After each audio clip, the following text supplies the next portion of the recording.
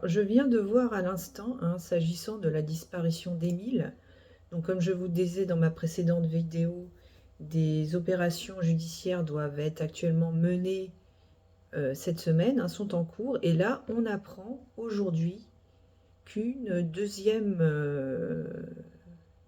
jour d'opération de terrain concernant l'enquête sur la disparition d'Émile. Donc, le Parisien indique que selon ces informations confirmées par sources judiciaires, les gendarmes de la section de recherche de Marseille poursuivent leur perquisition ce mercredi matin au domicile du jeune homme de 16 ans qui appartient à la famille d'agriculteurs, et cette fois-ci non pas dans le hameau du Haut-Vernay, mais à son domicile qui se situe dans une propriété qui se trouve dans le hameau du Roussinal, donc toujours dans les Alpes de Haute-Provence, à 4 km du Haut-Vernay, en contrebas du hameau, où la famille maternelle d'Émile possède une maison, voilà, le Haut-Vernay, et où l'enfant a été vu pour la dernière fois le 8 juillet. Donc on en apprend un peu plus sur le profil de ce jeune homme de 16 ans, qui était décrit comme en marge de la société, potentiellement ne correspondant pas au code, ne rentrant pas dans les codes et n'étant pas allé véritablement à l'école. Donc on nous indique qu'il s'agit du fils d'une apicultrice et qu'il est connu des services de police pour des délits mineurs. Donc effectivement, comme je vous le disais précédemment, il avait été suspecté en début d'enquête, notamment parce qu'il conduisait des engins agricoles de façon pas sécure du tout, et qu'il aurait pu éventuellement percuter le petit garçon.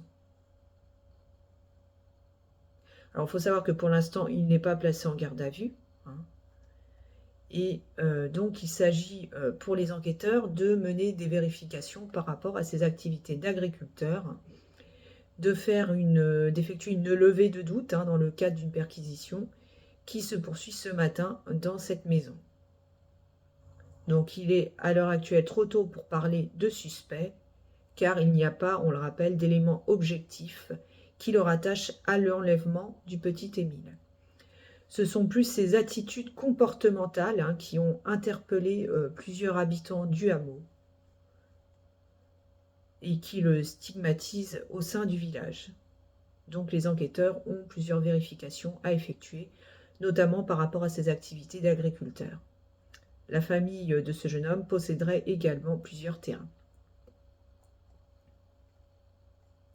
Donc il faut savoir que l'opération qui est menée actuellement ce mercredi dans le domicile du jeune homme est diligentée à l'aide de drones, de techniciens et de chiens spécialisés dans la recherche de corps. Donc elle a débuté hier et elle s'était temporairement arrêtée dans la soirée. Il faut savoir que le procureur de la République d'Aix-en-Provence, qui a été contacté, évoque pour le moment un approfondissement d'investigation en cours déjà réalisé. Voilà. À ce stade, on le rappelle, Émile est introuvable, il reste introuvable, et aucun élément nouveau et concret n'a permis d'orienter les enquêteurs sur une piste particulière ou un mobile. Donc voilà ce qu'on sait pour le moment. Donc les investigations sont actuellement en cours et vont être vraisemblablement menées toute cette semaine. On va voir si ça va enfin déboucher sur quelque chose de concret. Espérons-le. Affaire à suivre, et moi je vous tiens informé quand j'aurai du nouveau sur une nouvelle vidéo. Voilà. Oui, je voulais également ajouter, donc on nous parle de ce potentiel suspect jeune homme de 16 ans. Ça m'interpelle un peu parce que est-ce que ce jeune homme de 16 ans, qui en début d'enquête avait été rapidement écarté de la liste des suspects parce que vraisemblablement il n'était pas présent le jour de la disparition d'Émile, est-ce que ce serait pas ce fameux jeune homme qui ferait partie d'un des 2 derniers témoins à avoir vu Émile vivant, je ne sais pas si vous vous souvenez, mais il y avait vraiment 2 témoins qui avaient affirmé avoir aperçu Émile tout seul sur la route.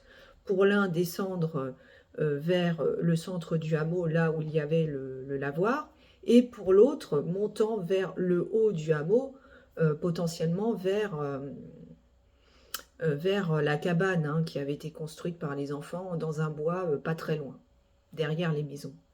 Et là, on nous parlait, je me souviens à l'époque, on nous parlait d'un jeune homme, un ado de 16 ans. Alors, est-ce qu'il s'agirait de la seule et même personne? Parce que voilà, le hameau en lui-même, il y a une quinzaine d'habitations, il n'y a pas beaucoup d'habitants. Est-ce que dans ce hameau, il y a deux jeunes de 16 ans, qui ont tous les deux 16 ans? Parce que je trouve que c'est une drôle de coïncidence. Là, on nous parle d'un jeune homme de 16 ans qui pourrait être potentiellement suspect, hein, voilà, parce qu'il conduit des engins agricoles et qu'il ne fait pas attention et que ça peut provoquer un accident.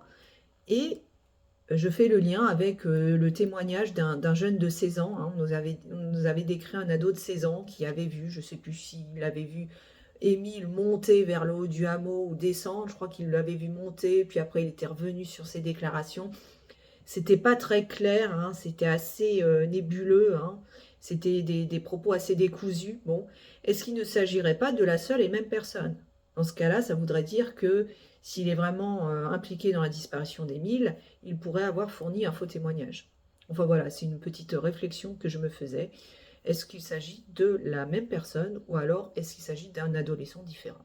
Mais je trouve quand même bizarre que dans ce tout petit hameau hein, de quelques dizaines d'habitants, il y ait deux jeunes qui aient exactement le même âge. Après, je ne sais pas, peut-être, hein, parce que si on va par là, effectivement, les enfants des grands-parents, hein, qui, rappelons-le, sont pour un certain nombre mineurs et d'autres majeurs, oui, mineurs et d'autres adolescents, il y en a dans l'eau qui ont 16 ans. Donc finalement, il y a pas mal de jeunes ados qui ont 16 ans dans ce hameau.